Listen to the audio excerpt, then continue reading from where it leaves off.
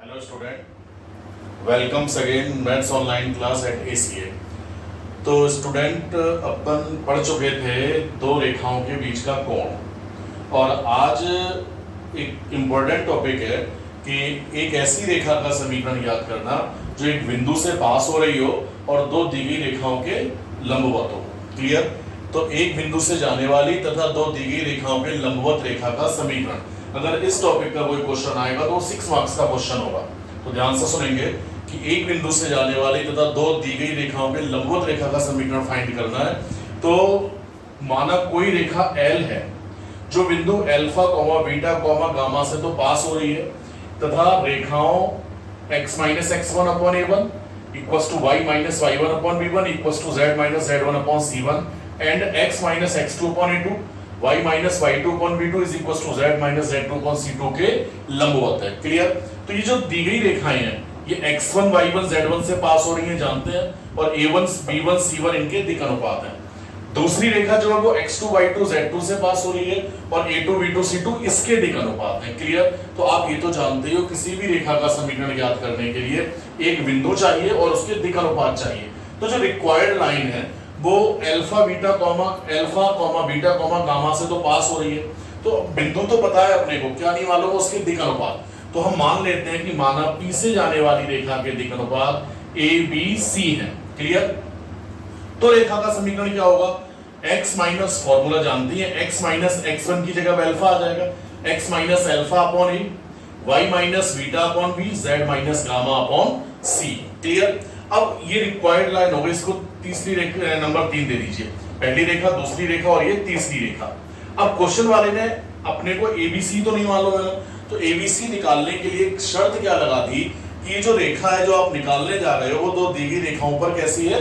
लंबवत है। तो वही आपने लिखा कि यदि यह रेखा 1 व 2 पर लंबवत हो तो जानते हैं दो रेखाओं के लंब होने की क्या कंडीशन थी? a1 a2 plus b1 b2 plus c1 c2 is equals to 0। Clear? तो पहली रेखा के साथ लंब होने की शर्त अप्लाई करोगे तो a1 plus b b1 plus c c1 equals to 0। दूसरी रेखा के साथ लंब होने की शर्त अप्लाई करेंगे तो a2 plus b b2 plus c c2 is equals to 0। Clear? अब इन दोनों इक्वेशंस को जो कि अपन लंबवत रेखा की कंडीशन को अप्लाई करके मिली थी, इन दोनों को वज्र गुणा द्वारा हल करेंगे, क्रॉस मल्टीप्लिकेशन द्वारा सॉल्व करोगे। तो वज्र गुणा जानते होगे आप। यहां अब वेरिएबल क्या है? a b c। तो पहले तो जो वेरिएबल है जिनकी वैल्यू आपको निकालनी है उसको लिख दिया a b c, a upon b upon c upon. अब a के नीचे लिखना है तो a वाला पोर्शन दबा दीजिए। क्या बच रहा है आगे? b और c वाला पार्ट, तो इनके केवल गुणांक लेने हैं, तो b1 b2, आगे का c1 c2। क्लियर? b के नीचे लिखना है तो b वाला दबा दीजिए। अब गुणांक c के और a के रह गए, तो पहले c के गुणांक c1 c2, फिर a1 a2।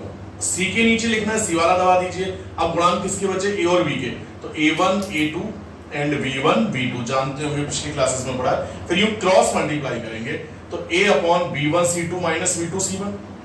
Clear? b upon c1 a2 minus c2 a1 and c upon a1 b2 minus a2 b1। Clear? और ये रेशो जो 3 आए वो किसी न किसी के इक्वल होंगे, तो मान लिया this is equals to k, माना k का मतलब कोई भी अदिश राशि। अब x a की वैल्यू क्या हो जाएगी? ये इंटू के, v ये इंटू के एंड c ये इंटू के। अब abc की ये जो अपन को लिखना नहीं है k इंटू ये दिखाते हुए, आपको सीधे सीधे a की वैल्यू ये रखनी है, b की वैल्यू ये एंड c की वैल्यू ये। समीकरण 3 में abc की वैल्यू पुट करेंगे तो रेखा का अभीष्ट समीकरण आ जाएगा x अपॉन a का वैल्यू जो भी है, y अपॉन b की value and z upon c की वैल्यू। तो इस तरह से रिक्वायर्ड इक्वेशन अपने पास होगा। कौन सा इक्वेशन है? एक सेकंड, x अपॉन नहीं बेटा, x minus alpha, y minus beta, z minus gamma. Clear? तो वो समीकरण है जो अल्फा बीटा गामा से पास हो रहा है और जिसके दिक् अनुपात ये ABC थे, और ABC के मान हमने कैसे निकाले? दी गई कंडीशन के अनुसार। ये रेखा इन दोनों पे लंबवत है, तो लंब होने की शर्त पहली रेखा के साथ अप्लाई किया, लंब होने की शर्त दूसरी रेखा के साथ अप्लाई किया, और इन दोनों को वज्र गुणा द्वारा हल किया। तो a का मान a के नीचे लिखा गया, a का मान हो गया, b के नीचे जो लिख रहा है वो b का हो गया, c के नीचे जो लिख रहा है वो c का मान हो गया, और abc का मान समीकरण 3 में रख देंगे तो अभीष्ट इक्वेशन मिल जाएगा, रिक्वायर्ड इक्वेशन रेखा का मिल चुका होगा। क्लियर? यहां तक समझ में आ चुका? पिछला आपने जो दो रेखाओं के बीच का कोण पढ़ा था उसको एक बार ध्यान से पढ़ेंगे कि लंब होने की शर्त क्या है। लंब होने की शर्त अगर आपको मालूम है तो ये कंडीशन आपको समझ में आ गई होगी कैसे अप्लाई किया है। क्लियर? एक एग्जांपल देखेंगे तो थोड़ा ज्यादा समझ में आएगा। देखते हैं एग्जांपल क्या है।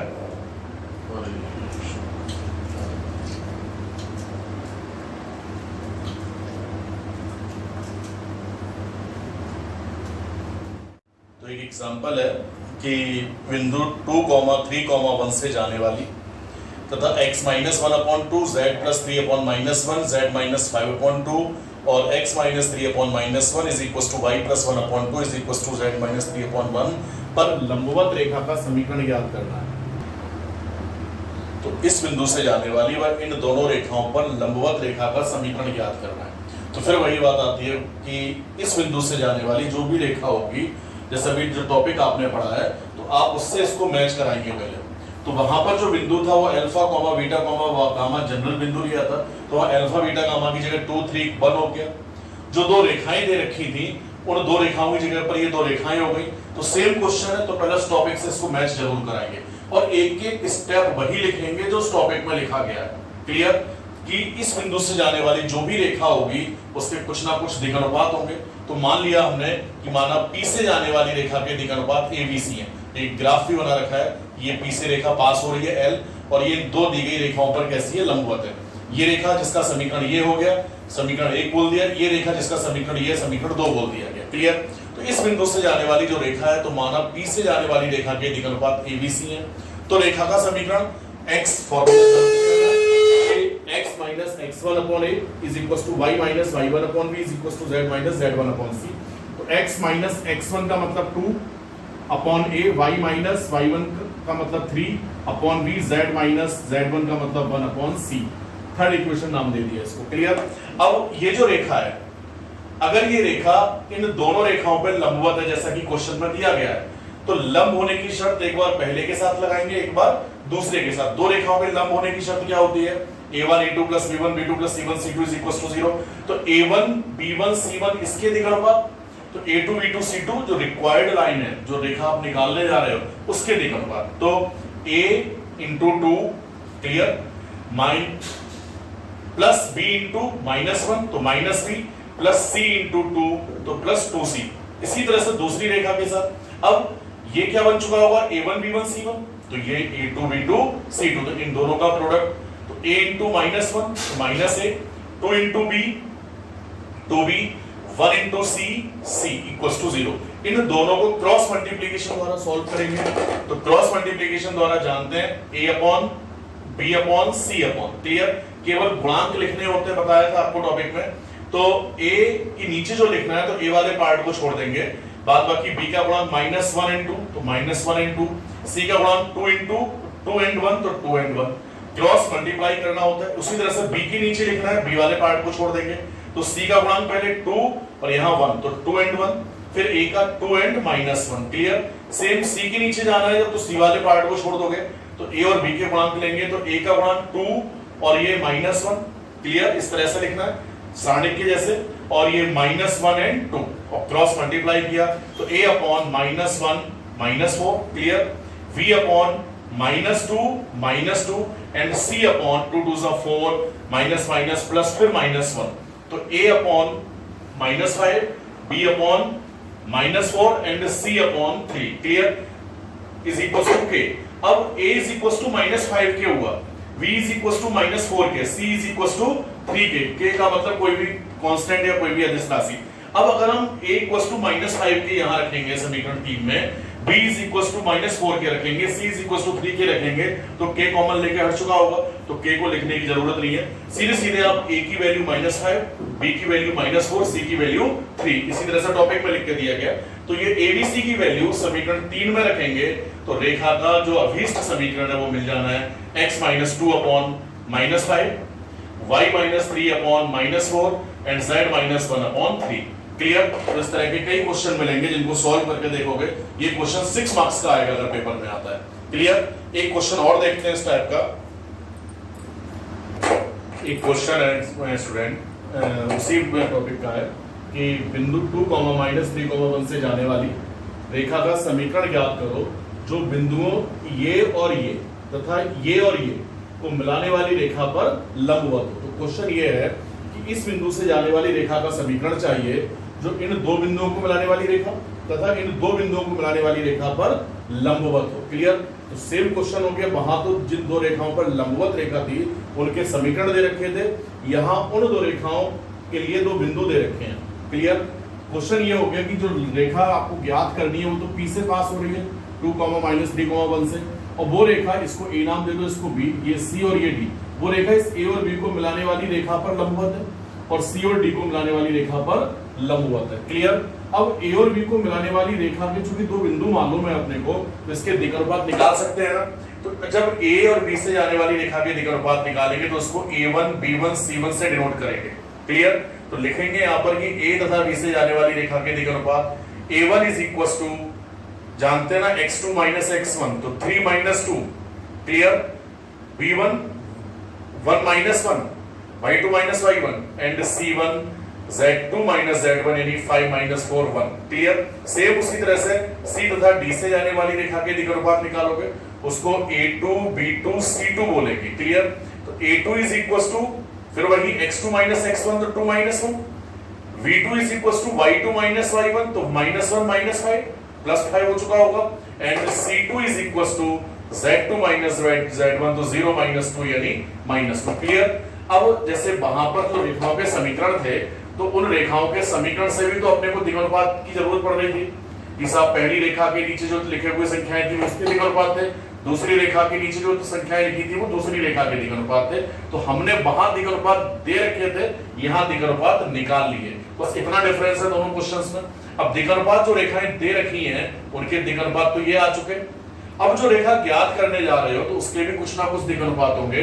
तो माना P से जाने वाली रेखा के दिक् अनुपात ABC। अब कंप्लीट क्वेश्चन वही हो गया। तो रेखा का समीकरण x - 2/a is equal to y - +3/b z - 1/c। अब ये रेखा AB तथा CD पर लंबवत है, तो लंब होने की शर्त लगाएंगे पहले AB के साथ फिर CD के साथ। तो AB के साथ इसके दिक् अनुपात तो ABC, जबकि इसके A1, B1, C1, तो इसके साथ लंब होने की शर्त लगाओगे तो A1 + B B1 + C C1 = 0 मान रखेंगे।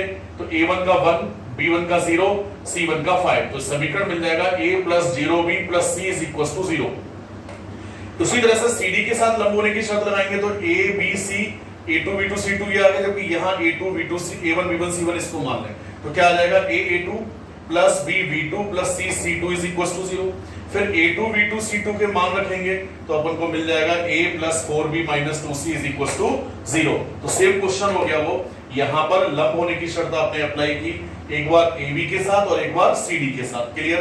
अब इन दोनों समीकरणों को वज्रगुण द्वारा सॉल्व करना था।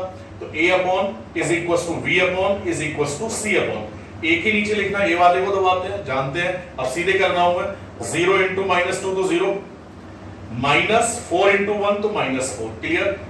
सेम उसी तरह से B के नीचे अप्लाई करोगे, C के नीचे अप्लाई करेंगे मेथड नहीं आएगा तो एक बार पूछ लेंगे मेरे से। हालांकि पिछले टॉपिक में एक एक्सप्लेन कर रखा है एक पॉइंट।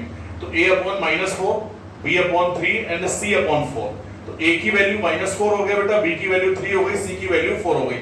ABC की वैल्यू इक्वेशन फर्स्ट में रखेंगे तो जो रिक्वायर्ड इक्वेशन है वो मिल चुका होगा, x - 2/-4 y + 3/3 z - 1/4। क्लियर? ये तो कार्तीय इक्वेशन हो गया, कार्टेशियन इक्वेशन हो गया।